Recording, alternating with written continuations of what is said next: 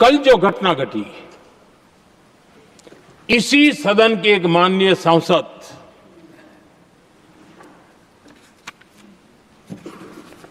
कांग्रेस के शातिर दिमाग जिनका है, ऐसे युवराज ने उनको गद्दार कह दिया।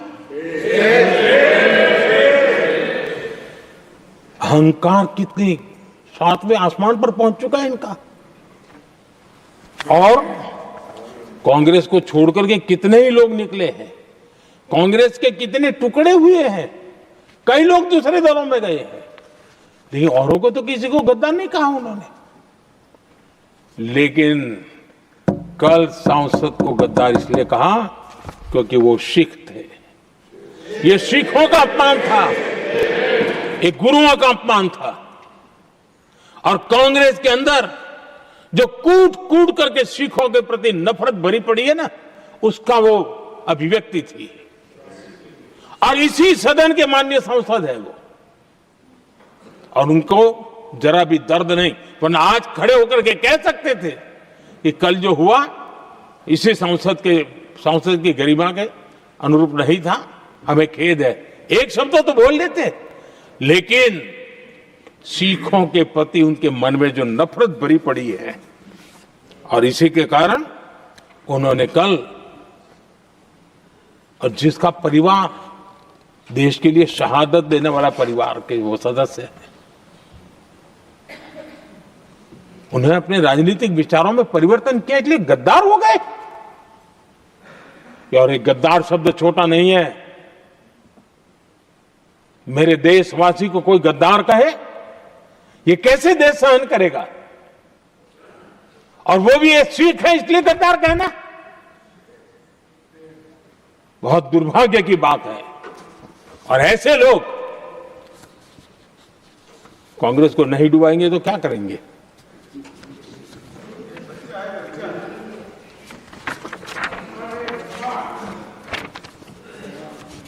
आदरणीय सभापति जी, एक तरफ ये दृश्य है और दूसरी तरफ हमारे सदानंद जी मास्टर का दृश्य है।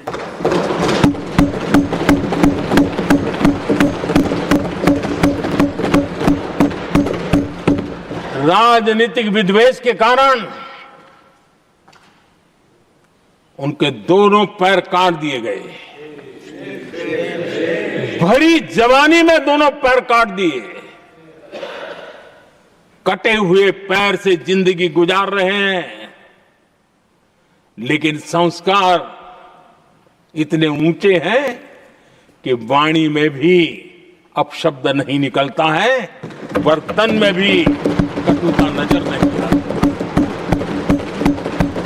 गर्व होता है। और कल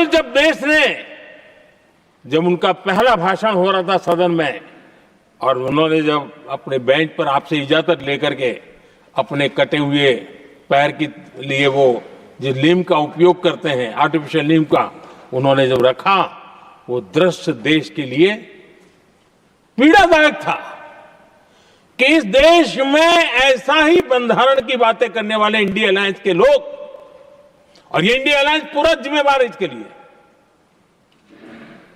वैचारिक असहमति के कारण एक नौजवान के, और वो भी एक टीचर, शिक्षक के प्रति गर्व से, आदर से देखा जाता है, उसके पैर काट दे। लेकिन उनको कोई खेद नहीं है, उनको कोई दर्द नहीं है। लेकिन मैं मास्टर सदानंद जी को हृदय से अभिनंदन करता हूं कि उन्होंने जिस प्रकार से इतनी भयानक हमले के बाद भी देश की सेवा का अपना व्रत जारी रखा, और आज देश की नीति निर्धारण में अंदर अपना योगदान दे रहे हैं। ये गर्व की बात है। और ऐसे लोगों के सहारे हम राजनीति में जीते हैं, काम करते हैं, देश के लिए जीने मरने की प्रेरणा मिलती है। ये संस्कार हमें पाए हैं, ऐसे लक्षावधि कार्यकर्ताओं के तब से पाए हुए हैं। आदरणीय सभापति जी,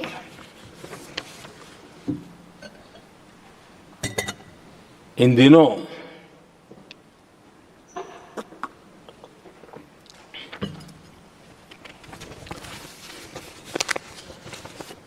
और वैसे कांग्रेस के हमारे साथियों का मुझ पर जरा विशेष प्रेम है, वो स्पेशल प्रेम है। और जब मैं जिम्मेवारी जो मिली है उसके तहत, और जिम्मेवारी न मिलती तो भी देश के लिए जीना तुमने सीखा है। हम विकसित भारत की जमीन मजबूत कर रहे हैं, उसको एक ताकत दे रहे हैं। एक तरफ देश के युवाओं के लिए मजबूत जमीन तैयार कर रहा हूं, तो कांग्रेस मोदी की कब्र खोदने के कार्यक्रम करवा रही है। और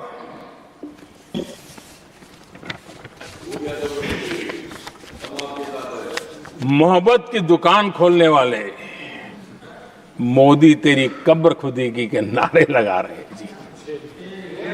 ये कौन सी मोहब्बत की दुकान है जो देश के ही किसी नागरिक के कब्र खोदने के सपने देखती हो?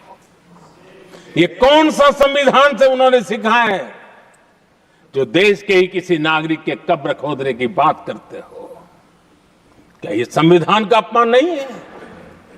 क्या ये मानवता का अपमान नहीं है? क्या ये सार्वजनिक जीवन की मर्यादाओं का अपमान नहीं है? और उनको इसका कोई खेद नहीं है। अगर इसके बाद क्या बयान देंगे? बयान देखो, प्रधानमंत्री राज्यसभा में भी रो रहा था।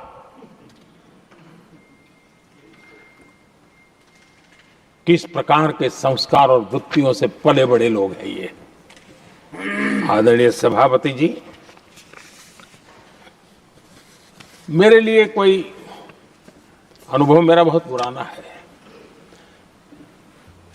2002 से जब वे विपक्ष में थे तब से, और 2004 से जब वो सत्ता में आए तब से, और 2014 से मैं जब यहां आया तब से, पिछले 25 साल से संसद का एक भी सत्र ऐसा नहीं गया, मोदी संसद का सदस्य नहीं था, एक भी सत्र ऐसा नहीं गया जिसमें इस सदन के अंदर मोदी को गाली देने का काम न किया हो इन लोगों ने। 25 साल। और मुझे किसी ने पूछा था, मोदी जी आपके स्वास्थ्य का क्या राज है? मैंने कहा, मैं डेली 2 किलो गाली खाता हूं।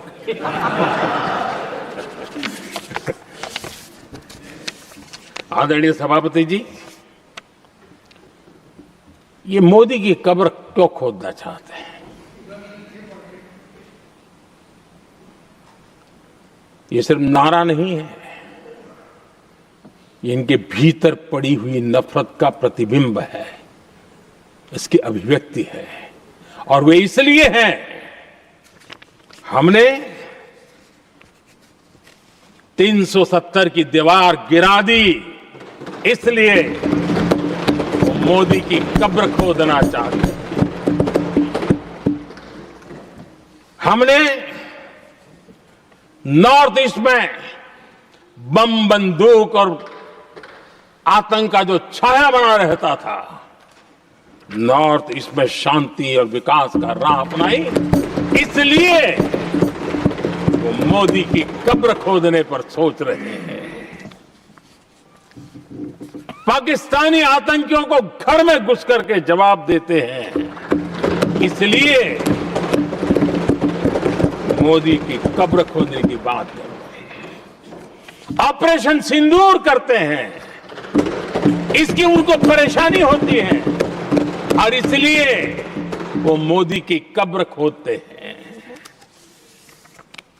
माओवादी आतंक से देश को मुक्ति दिलाने के लिए साहसपूर्ण कदम उठा रहे हैं, इसलिए मोदी की कब्र खोदती है आपको।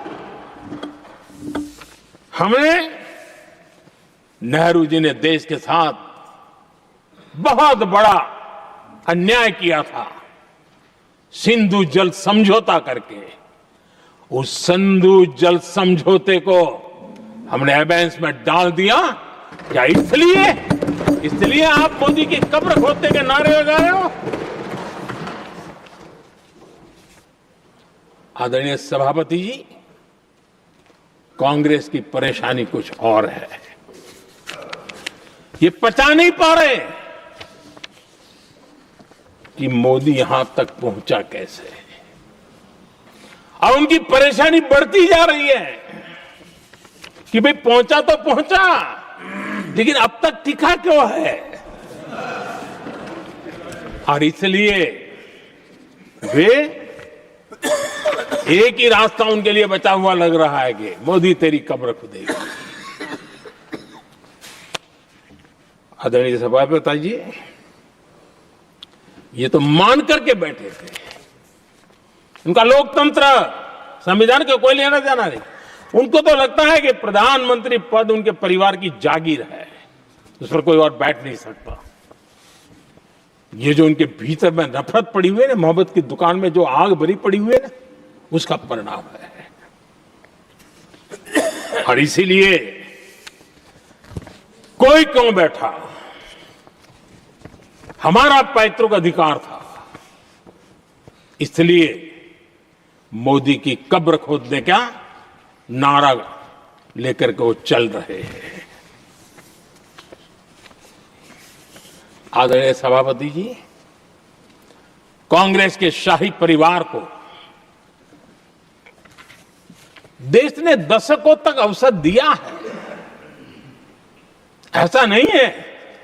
देश ने आपके लिए भी अपना भविष्य दांव पे लगाया था, लेकिन आपने गरीबी हटाओ के नारे लगाए, गुमराह किया। लाल किले पर से कांग्रेस के एक भी प्रधानमंत्री के भाषण में गरीबी हटाने की बात ना आई हो, ऐसा नहीं हुआ है। लेकिन किसी भी प्रधानमंत्री ने गरीबी हटाने के लिए क्या किया, वो एक बार भी नहीं आया। और नारे से अधिक कुछ नहीं था उनका।